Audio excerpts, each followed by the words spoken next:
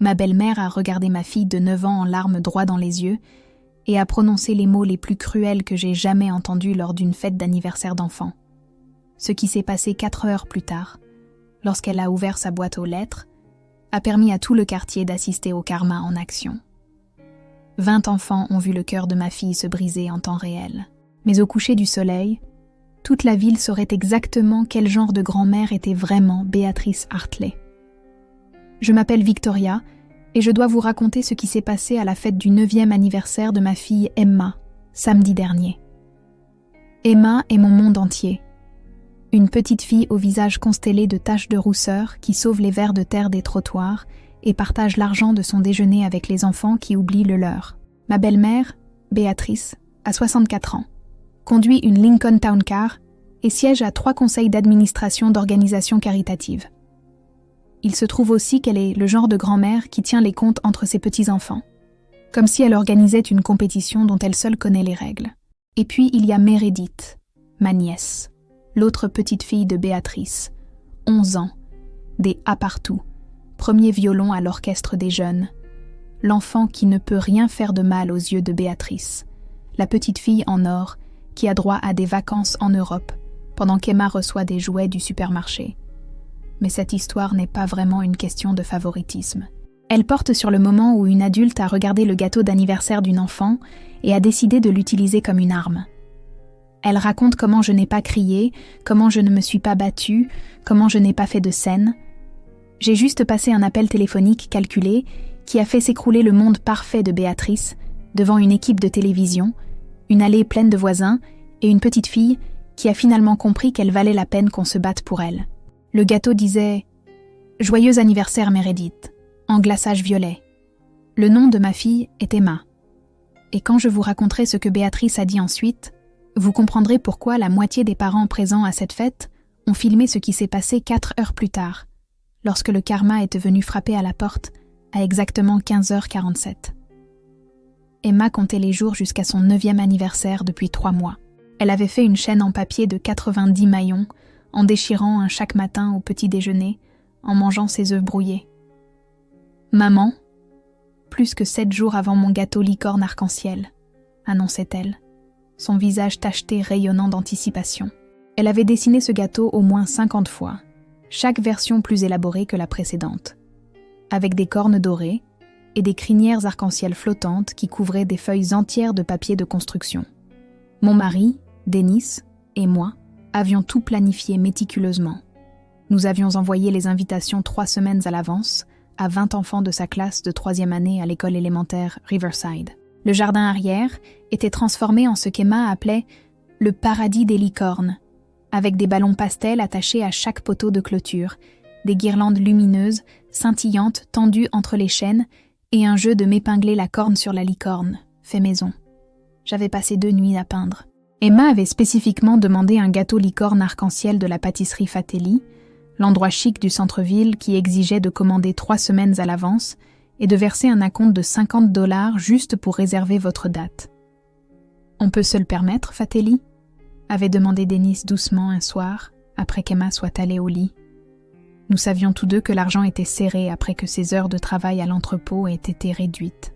Mais j'avais pris des quarts de travail supplémentaires au cabinet dentaire où je travaillais comme hygiéniste, restant tard pour nettoyer les salles et classer les réclamations d'assurance. C'était l'anniversaire en or d'Emma, 9 ans le 9, et elle n'avait jamais rien demandé d'extravagant auparavant. Ma belle-mère, Béatrice, avait appelé 2 semaines avant la fête avec son annonce typique de grand geste. « J'insiste pour aller chercher le gâteau », avait-elle déclaré, n'ayant pas demandé, d'une voix qui n'admettait aucune discussion. « Laisse-moi apporter quelque chose de spécial pour ma petite fille. » J'aurais dû être plus prévoyante. J'aurais dû reconnaître le piège. Béatrice avait l'habitude de montrer sa préférence pour Meredith, la fille de mon beau-frère Roger. À Noël dernier, Meredith avait déballé un pull en cachemire de chez Nordstrom, tandis qu'Emma recevait une Barbie générique du bac de réduction de la pharmacie. Lorsque Meredith jouait lors de son récital de piano, Béatrice s'asseyait au premier rang avec un bouquet de roses. Quand Emma avait son exposition d'art à l'école, Béatrice ne s'était même pas présentée, affirmant qu'elle avait un rendez-vous chez le dentiste qui ne pouvait pas être reporté. Elle a de bonnes intentions, disait toujours Dennis, essayant de maintenir la paix dans la famille. Sa mère avait été différente du vivant de son père, insistait-il. Thomas Hartley était le chaleureux, le grand-père qui aurait aimé les 2 filles également. Mais Thomas est décédé quand Emma avait 2 ans. Et depuis lors, Béatrice était devenue plus froide, plus calculatrice, comme si l'amour était une ressource limitée qu'elle devait rationner avec soin. Le matin de la fête, notre maison bourdonnait d'une énergie nerveuse. Emma portait sa robe violette préférée, celle avec des paillettes cousues dans le tulle, qui attrapait à la lumière quand elle bougeait. Elle l'avait choisie spécialement pour aujourd'hui, économisant son argent de poche pendant 2 mois pour acheter le bandeau violet assorti avec la fleur en soie. « Tu crois que grand-mère B va aimer ma robe ?» demanda-t-elle, tournant sur elle-même devant le miroir du couloir, regardant les paillettes danser. Mon cœur s'est serré à cette question. Même à 9 ans, Emma sentait qu'elle devait travailler plus fort pour obtenir l'approbation de sa grand-mère. Elle ne comprenait pas pourquoi grand-mère B semblait toujours plus excitée de voir Meredith. Pourquoi les bulletins scolaires de Meredith étaient encadrés sur la cheminée de Béatrice, alors que le certificat de présence parfaite d'Emma n'était même pas mentionné. « Tu es absolument parfaite, chérie, » lui dis-je, arrangeant la fleur dans son bandeau. « Comme une princesse. »« Comme une princesse licorne », me corrigea-t-elle avec un rire. Et pendant un instant, elle n'était qu'une petite fille excitée par son anniversaire. Pas une enfant portant le poids d'une inadéquation non méritée. Dennis était debout depuis l'aube, installant des tables dans le jardin, arrangeant des chaises, testant 2 fois toutes les guirlandes lumineuses pour s'assurer qu'elles fonctionnaient. Son frère, Roger, avait promis de venir tôt pour aider, mais avait appelé à la dernière minute, disant que Meredith avait une leçon de violon qui s'était prolongée. Bien sûr qu'elle l'avait fait. Tout dans la famille de Roger tournait autour des réalisations de Meredith, de ses horaires, de ses besoins.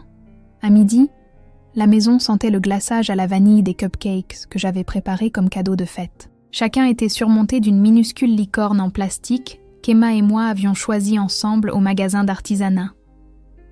La table des cadeaux était prête. Les jeux étaient installés. Et Emma se tenait à la fenêtre avant, sautillant sur la pointe des pieds, attendant l'arrivée des premiers invités. « Maman, tu penses que tout le monde va venir ?» demanda-t-elle, une pointe d'inquiétude se glissant dans sa voix. Tout le monde a répondu présent. « Oui, mon bébé, ils seront tous là. » Elle a souri. Alors, ce sourire pur et simple que les enfants de 9 ans ont encore avant que le monde ne leur apprenne à se méfier de leur joie. Dans exactement 2 heures, ce sourire disparaîtrait complètement. La fête battait son plein lorsque Béatrice est arrivée à 14 heures précises, 45 minutes de retard. Les enfants étaient éparpillés dans le jardin jouant à statues, pendant que les parents bavardaient autour de limonades et de petits fours. Emma venait de gagner la course à 3 jambes avec sa meilleure amie, Zoé, et son visage était rouge de bonheur et d'effort. Au moment où elle a vu la Lincoln Town Car de sa grand-mère s'engager dans l'allée, elle a couru vers la maison, sa robe violette volant derrière elle. « Grand-mère B a apporté mon gâteau », cria-t-elle à quiconque voulait l'entendre. « Mon gâteau spécial licorne est là ». Béatrice est sortie de sa voiture vêtue de sa tenue typique du samedi après-midi, pantalon beige repassé, chemisier corail avec boutons de perles, et son expression de désapprobation caractéristique. Elle a récupéré la grande boîte de pâtisserie blanche sur la banquette arrière, la tenant à l'écart de son corps, comme si elle pouvait contaminer ses vêtements. La circulation était absolument horrible, annonça-t-elle en franchissant le portail arrière, sans prendre la peine de saluer Emma, qui se tenait impatiente à côté d'elle. Tu aurais vraiment dû choisir une pâtisserie plus proche de la civilisation, Victoria, me forçant à conduire jusqu'au centre-ville un samedi. J'ai mordu ma langue et j'ai pris la boîte de ses mains. Merci de l'avoir récupérée, Béatrice. Emma était tellement excitée. Je peux le voir, maman ? Je peux voir ma licorne ? Emma sautillait sur la pointe des pieds, essayant de regarder par-dessus moi pendant que je posais la boîte sur le comptoir de la cuisine. Ses amis commençaient à se rassembler à la porte vitrée coulissante, le nez pressé contre la moustiquaire, également impatients de voir le fameux gâteau Fatelli dont Emma parlait depuis des semaines. J'ai soigneusement ouvert la boîte blanche, soulevant le couvercle pour révéler ce qui aurait dû être le gâteau de rêve d'Emma. Et à bien des égards, c'était exactement ce que nous avions commandé. Le fondant blanc était lisse comme de la soie. La corne dorée spiralait parfaitement, et la crinière arc-en-ciel cascadait sur les côtés en vagues de violet, bleu, vert, jaune, orange et rouge. C'était magnifique.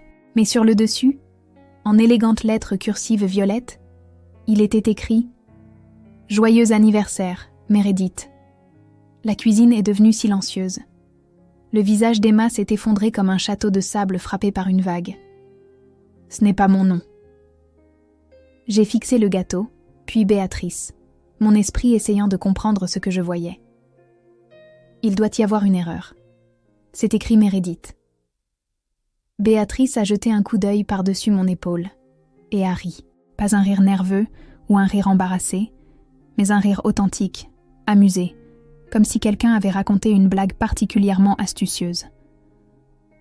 Oh mon Dieu, j'ai dû mélanger mes petites filles quand j'ai passé la commande. Elle s'est tournée vers Emma avec un haussement d'épaule désinvolte qui a fait bouillonner mon sang. Oups, mauvaise petite fille.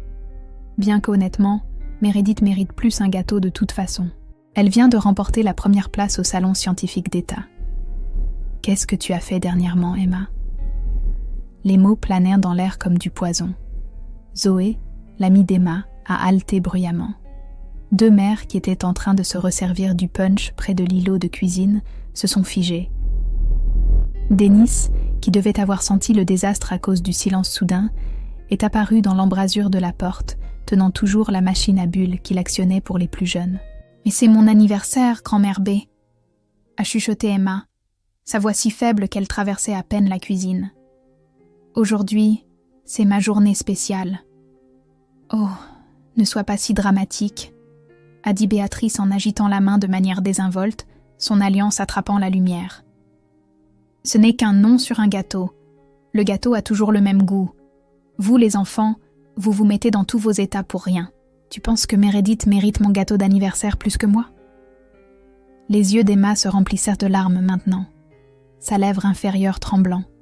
« Eh bien, les réalisations devraient être célébrées, n'est-ce pas ?» Béatrice a tiré une chaise de cuisine et s'est assise, croisant les jambes, comme si elle s'installait pour le thé de l'après-midi. « Quand tu accompliras quelque chose de remarquable, alors nous pourrons en faire tout un plat. Les rubans de participation de la journée sportive ne comptent pas, ma chérie. Meredith vient d'être acceptée dans le programme de mathématiques avancées. Elle va vraiment faire quelque chose de sa vie. » Zoé, l'amie d'Emma, a reculé. Madame Peterson, de l'autre bout de la rue, a couvert sa bouche avec sa main. Denis a laissé tomber la machine à bulles, qui a fait un bruit de ferraille contre le cadre de la porte, en voyant un jet de bulles flotter de manière inappropriée à travers la cuisine remplie de tension. « Maman, pourquoi dirais-tu ça ?» Denis a finalement trouvé sa voix, mais Béatrice l'a juste regardé avec son expression habituelle, celle qui suggérait que tout le monde était déraisonnable. « Je suis juste honnête, Denis. Les enfants doivent apprendre que le monde récompense l'excellence, pas la médiocrité. » Emma n'a pas couru immédiatement. Elle est restée là pendant 5 secondes de plus, regardant le beau gâteau avec le mauvais nom. Puis le visage impassible de sa grand-mère, puis moi. Dans ses yeux, j'ai vu une question qu'elle était trop jeune pour avoir à poser. Pourquoi est-ce que je ne suis pas suffisante ? Puis elle a couru, sa robe violette flottant derrière elle comme des ailes brisées, ses nouvelles chaussures d'anniversaire claquant contre le parquet alors qu'elle montait les escaliers. Sa porte de chambre s'est claquée avec une telle force que les fenêtres de la cuisine ont tremblé. Je n'ai pas élevé la voix. Je n'ai pas fait de scène devant les enfants qui se tenaient figés dans notre jardin, chapeau de fête de travers, se demandant où était passée la fêtée. J'ai simplement regardé Denis et j'ai dit de ma voix la plus calme « Serre les coupes de crème glacée aux enfants, s'il te plaît. Dis-leur qu'Emma sera bientôt de retour, je m'en occupe. » Denis connaissait ce ton. C'était la même voix que j'avais utilisée lorsque son frère Roger avait tenté de nous exclure de la planification des funérailles de leur père. La même voix que j'avais utilisée lorsque l'école avait tenté d'écarter Emma du programme pour surdoués malgré ses notes de qualification. C'était ma voix dangereuse, celle qui signifiait que j'en avais fini de jouer les gentilles. Béatrice s'était déjà dirigée vers l'extérieur, s'installant sur une chaise de jardin avec un verre de limonade, comme si elle ne venait pas de dévaster émotionnellement une enfant de 9 ans. Elle discutait avec Madame Chen de la vente aux enchères de charité du printemps, gesticulant avec ses mains manucurées, jouant le rôle de grand-mère dévouée à la fête de sa petite fille. La vue de sa cruauté désinvolte a rendu ma décision cristalline. J'ai dépassé les invités de la fête pour me rendre dans le coin tranquille de notre jardin près de l'abri de jardin, où Emma et moi avions planté des tournesols le mois dernier. J'ai sorti mon téléphone et j'ai fait défiler jusqu'au numéro de Roger. Il a répondu à la 2e sonnerie, sa voix joyeuse et inconsciente. « Salut Vic, comment se passe la fête d'Emma ?» Désolée d'être en retard. La professeure de violon de Meredith voulait discuter de son solo pour le concert de printemps. « Roger, j'ai besoin que tu écoutes très attentivement et que tu ne m'interrompes pas, » ai-je dit, gardant ma voix basse mais ferme. « Est-ce que tout va bien ? Tu as l'air bizarre. » Ta mère a délibérément commandé un gâteau avec le nom de Meredith pour l'anniversaire d'Emma, puis elle a dit à ma fille de 9 ans que Meredith méritait plus un gâteau parce qu'elle a réellement accompli quelque chose. Emma sanglote dans sa chambre, pendant que 20 enfants se demandent où est passée la fêtée. Le silence à l'autre bout a duré 10 secondes. Elle a fait quoi ? Il y a plus que tu ne le saches, Roger. Rappelle-toi le mois dernier, quand ta mère m'a demandé d'être témoin de la mise à jour de son testament puisque je suis notaire. Elle m'a fait faire des copies officielles pour ses dossiers. Eh bien, j'ai aussi fait des copies pour moi. Des copies légales, y compris la lettre qu'elle a jointe, expliquant pourquoi elle pense qu'une petite fille est plus digne d'un héritage que l'autre. Victoria, ce sont des affaires de famille privées. Pas quand cela affecte ma fille.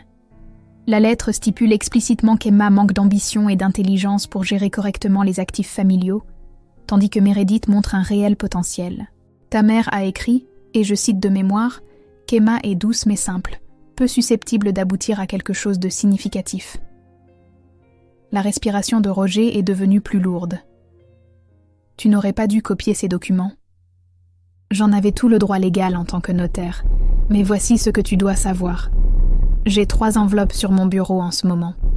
L'une est adressée à l'école de Meredith, spécifiquement à Madame Adamson, qui, je crois, supervise la campagne du conseil étudiant de Meredith la semaine prochaine.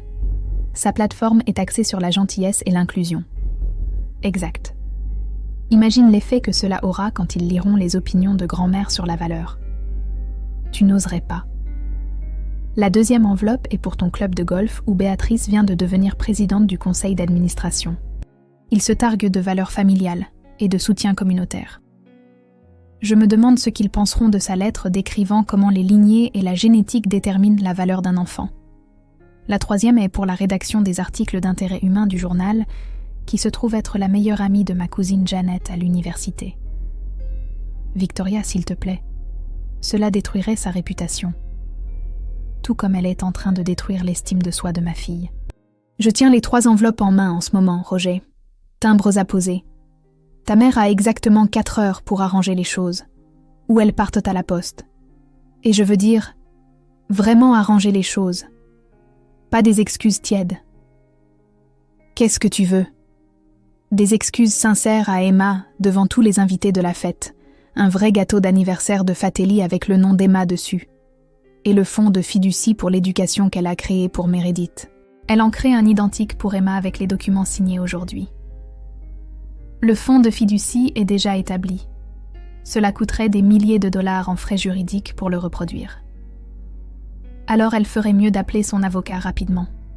Oh, et Roger, ce fonds de fiducie pour l'éducation financé par les revenus locatifs de la propriété sur la rue Maple. Le nom de Dennis est toujours sur cet acte de propriété depuis le décès de son père. Ta mère n'a jamais complété le transfert intégral.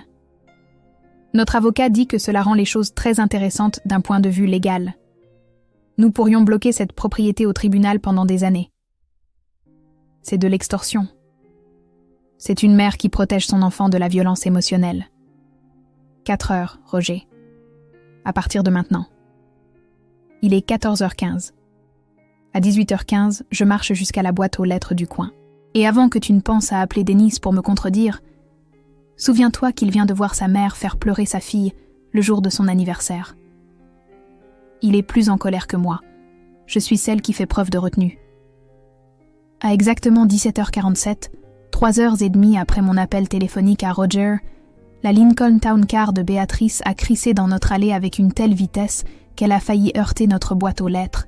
La fête s'était réduite à quelques amis proches et à leurs parents, qui étaient restés pour aider à nettoyer et réconforter Emma, qui avait finalement rejoint la fête, mais restait sombre.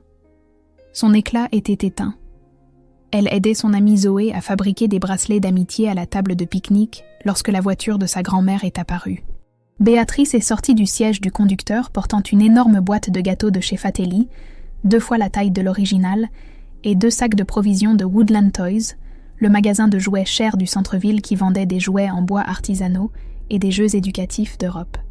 Son visage était rouge, ses cheveux habituellement parfaits légèrement ébouriffés, et son chemisier corail avait une tache de café sur la manche. Mais ce qui s'est passé ensuite a fait arrêter tout le monde. Une camionnette blanche avec Channel 7 News, peint sur le côté, s'est arrêtée derrière elle. Roger est sorti du siège passager avec une équipe de caméramans le suivant. Il a trottiné vers moi pendant que l'équipe de nouvelles rassemblait son équipement. « Maman a découvert que tu avais appelé la station de nouvelles à propos de leur segment sur les héros locaux, » murmura-t-il urgemment. Elle pense qu'Emma est mise en vedette pour son bénévolat au refuge pour animaux. Elle les a appelés elle-même pour s'assurer qu'ils arrivent à temps. Je n'avais appelé aucune station de nouvelles, mais j'ai gardé mon visage neutre, alors que je comprenais tout. Roger avait orchestré cela lui-même, soit comme assurance, soit comme vengeance. Peut-être les deux. Béatrice s'est avancée vers la zone de fête, les bras chargés de cadeaux, rayonnante devant les caméras avec son sourire de politicienne. « Je suis ici pour célébrer ma formidable petite fille, Emma », a-t-elle annoncé assez fort pour que tout le quartier l'entende. J'ai apporté son gâteau spécial et des cadeaux parce qu'elle mérite le meilleur absolument. La journaliste, une jeune femme aux cheveux blonds parfaitement coiffés, s'est approchée avec son microphone. « Madame Hartley, nous comprenons que vous avez quelque chose de spécial à partager sur votre petite fille. » Béatrice a déposé le gâteau et les sacs, puis a joint ses mains, comme si elle était sur le point de prononcer un discours lors d'une de ses fonctions caritatives. « Oh oui, Emma est extraordinaire. Elle fait du bénévolat tous les week-ends au refuge pour animaux Riverside, lisant aux chiens pour les garder calmes. Elle aide notre voisine âgée, Madame Franklin, avec ses courses tous les mardis. Elle est l'enfant la plus gentille et la plus généreuse que je connaisse. » Emma s'était levée de la table de pique-nique, ses yeux écarquillés de confusion. Les autres enfants se sont rapprochés, attirés par l'équipe de télévision et le spectacle. « C'est pourquoi, » a poursuivi Béatrice, sa voix portant à travers le jardin, « j'ai décidé d'annoncer ici, à sa fête d'anniversaire, que je crée un fonds d'éducation à son nom, 25 000 $ pour son avenir, parce que chaque enfant mérite que ses rêves soient soutenus. » La journaliste a souri et a tourné le microphone vers Emma. « Emma, que penses-tu du cadeau généreux de ta grand-mère » Avant qu'Emma ne puisse répondre, le téléphone de la journaliste a vibré avec un message entrant. Elle y a jeté un coup d'œil, puis a fait une double prise, lisant plus attentivement. Son sourire professionnel a vacillé, remplacé par quelque chose de plus vif, plus intéressé. « Madame Hartley » dit-elle lentement, se tournant vers Béatrice. « Je reçois en fait un mot de mon producteur concernant des documents qui viennent d'être livrés à notre station. Plusieurs documents en fait, y compris une lettre de votre main expliquant pourquoi certains petits-enfants sont plus, je cite, dignes que d'autres. » Le visage de Béatrice s'est vidé de couleur si vite que j'ai cru qu'elle allait s'évanouir. « Quoi ? Non, ce n'est pas possible. Qui enverrait une chose pareille ?» La journaliste a continué, lisant sur l'écran de son téléphone. « Il est dit ici que plus tôt dans la journée, vous avez délibérément commandé le mauvais nom sur le gâteau d'anniversaire de votre petite fille, puis vous lui avez dit que sa cousine Meredith méritait plus un gâteau parce qu'elle a réellement accompli quelque chose. » Les murmures ont commencé immédiatement. Madame Peterson a sorti son téléphone et a commencé à filmer. 2 autres mères ont fait de même. L'équipe de caméramans, sentant le sang dans l'eau, s'est rapprochée. « C'est un malentendu », a bégayé Béatrice, ses mains s'agitant à sa gorge. « Je ne dirai jamais de telles choses. J'aime mes 2 petites filles également. » La lettre est assez détaillée, a poursuivi la journaliste. Elle mentionne qu'Emma est, je cite, « douce mais simple », peu susceptible d'aboutir à quelque chose de significatif, tandis que Meredith montre un réel potentiel digne d'investissement. Béatrice a regardé autour d'elle sauvagement, son regard se posant sur moi. Je suis restée parfaitement immobile, mon visage ne trahissant rien. Roger avait disparu derrière la camionnette de nouvelles, soit incapable, soit peu disposé à regarder son plan se dérouler. « Je dois partir », a dit Béatrice, reculant vers sa voiture. « C'est une affaire de famille, pas une nouvelle. » Mais dans son état confus, son talon s'est accroché au bord de l'allée. Elle a trébuché, ses bras s'agitant pour l'équilibre, puis est tombée lourdement sur le béton. Son sac à main s'est ouvert, éparpillant son contenu dans l'allée, y compris plusieurs papiers pliés que le vent a attrapés et dispersés comme des tracts de confession. L'un a atterri au pied de la journaliste. Elle l'a ramassé, ses yeux s'écarquillant en lisant ce qui semblait être un échange d'emails entre Béatrice et Roger sur la gestion de la situation Emma et le maintien de la supériorité de Meredith dans le classement familial. La camionnette de nouvelles est partie sans diffuser quoi que ce soit ce soir-là. Il s'avère que Roger les avait appelés pour faire de la gestion de crise, ne sachant pas qu'ils avaient déjà reçu mon colis de documents. Il avait pensé que s'il contrôlait le récit avec une histoire positive, cela éclipserait ce que je pourrais révéler. Au lieu de cela, il leur avait remis des images exclusives de l'effondrement complet de sa mère dans mon allée. La journaliste m'a donné sa carte et a dit qu'il resterait en contact s'il décidait de faire un reportage sur les dynamiques familiales et le favoritisme, mais nous savions tous les deux qu'il ne le ferait pas. C'était trop petit, trop personnel, trop désordonné pour les nouvelles de 6 heures. Béatrice est partie en Uber, trop secouée pour conduire, sa Lincoln Town Car abandonnée dans notre allée comme une baleine échouée. Roger l'a récupérée le lendemain matin à l'aube, laissant la clé de rechange dans notre boîte aux lettres sans sonner à la porte. Il a également laissé un chèque de 5 000 $ avec « Anniversaire d'Emma » écrit dans la ligne de mémo. Pas les 25 000 $ que Béatrice avait annoncés, mais assez pour montrer qu'il prenait cela au sérieux.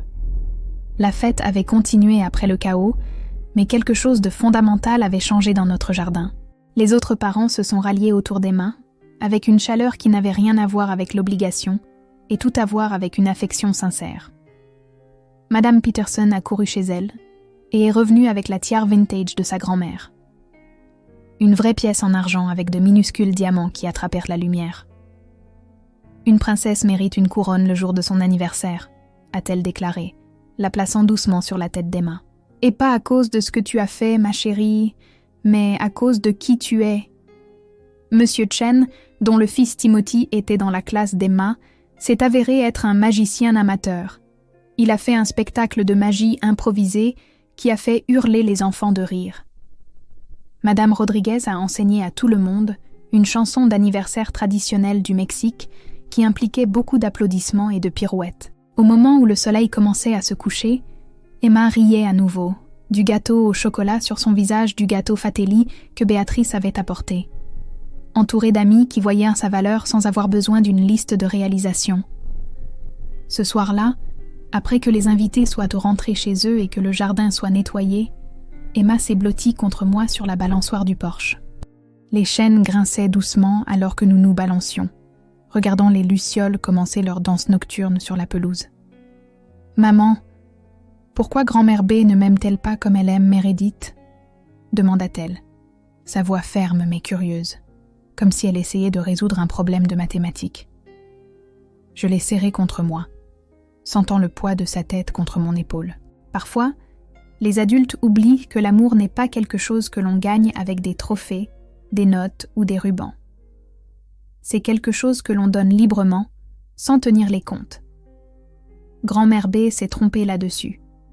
Elle pense que l'amour est comme un concours où quelqu'un doit gagner et quelqu'un doit perdre. Emma a hoché la tête lentement, traitant cela. Mais ce n'est pas comme ça que l'amour fonctionne. Non, mon bébé, ce n'est pas le cas. Regarde ce qui s'est passé aujourd'hui après tout ce drame. Madame Peterson ne savait rien de ton bénévolat au refuge pour animaux quand elle t'a apporté cette tiare. Monsieur Chen n'avait pas besoin de voir ton bulletin scolaire avant de faire des tours de magie. Ils ont juste vu une petite fille qui méritait de se sentir spéciale le jour de son anniversaire. Madame Peterson a dit que sa grand-mère m'aurait aimée, a dit Emma doucement. Elle a dit que sa grand-mère lui disait toujours que les meilleures personnes sont celles qui sont gentilles, quand personne ne compte les points.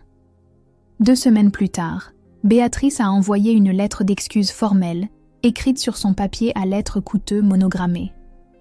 Elle était raide et formelle, probablement rédigée par un avocat, mais elle comprenait un chèque pour le fonds universitaire d'Emma et des documents légaux, établissant un fonds de fiducie irrévocable pour l'éducation.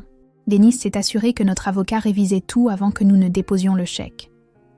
Béatrice n'est pas venue chez nous depuis, bien qu'elle envoie des cartes pour les fêtes, toujours correctement adressées maintenant, toujours avec le même montant d'argent qu'elle envoie à Meredith.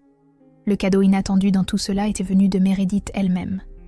Elle a appelé Emma le lendemain de la fête, ayant entendu parler de tout par son père. « Je ne savais pas que grand-mère faisait ça », a-t-elle dit, et je pouvais l'entendre pleurer au téléphone. « Tu es ma seule cousine, Emma. Nous sommes censés être une équipe. Grand-mère a tort à ton sujet. Tu es l'une des meilleures personnes que je connaisse. » Elle s'envoie des SMS toutes les semaines maintenant, partageant des blagues et des vidéos TikTok, construisant une relation séparée de l'influence empoisonnée de leur grand-mère. Meredith a même quitté sa campagne du conseil étudiant, disant à son père qu'elle ne voulait pas gagner sur une plateforme de gentillesse, alors que sa famille pratiquait la cruauté. Emma a appris quelque chose de précieux ce jour-là, quelque chose qu'aucune somme d'argent dans un fonds d'éducation n'aurait pu lui enseigner. Elle a appris que se défendre ne nécessite pas de crier ou de se battre salement. Parfois, il suffit d'une seule personne disposée à passer l'appel téléphonique difficile, à tenir les autres responsables, à refuser de laisser la cruauté passer pour un comportement acceptable. Elle a appris que le véritable amour ne tient pas les comptes, n'exige pas de performance, ne t'oblige pas à gagner ta place à table. Le gâteau licorne avec le nom de Meredith, nous l'avons gardé et mangé quand même. Emma a décidé qu'il avait un goût encore plus sucré, sachant que c'était le gâteau qui avait tout changé. Elle a même conservé la décoration de licorne, la gardant sur son étagère à côté de la tiare de Madame Peterson pour se souvenir. Elle m'a dit que parfois, les pires choses se transforment en les meilleures choses. Et elle a raison, car le vrai cadeau n'était pas l'argent que Béatrice a finalement fourni, ou les excuses qu'elle a été forcée d'écrire. C'était qu'Emma apprenne que sa valeur n'a rien à voir avec le fait d'être comparée à quelqu'un d'autre. Elle est suffisante exactement comme elle est.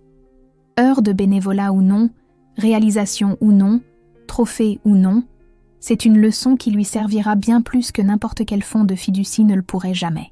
Si cette histoire a résonné en vous, si vous vous êtes déjà senti insuffisant, ou si vous avez vu quelqu'un que vous aimez se sentir ainsi, veuillez aimer cette vidéo et la partager avec quelqu'un qui a besoin de l'entendre. Laissez un commentaire ci-dessous sur une fois où quelqu'un s'est levé pour vous ou quand vous vous êtes levé pour quelqu'un d'autre. Ces histoires comptent et vos expériences comptent. Et n'oubliez pas de vous abonner à la chaîne pour plus d'histoires de la vie réelle sur les familles, la justice et les moments qui changent tout. Merci d'être là, d'avoir écouté l'histoire d'Emma et de faire partie de cette communauté qui croit que chaque enfant mérite d'être célébré exactement comme il est.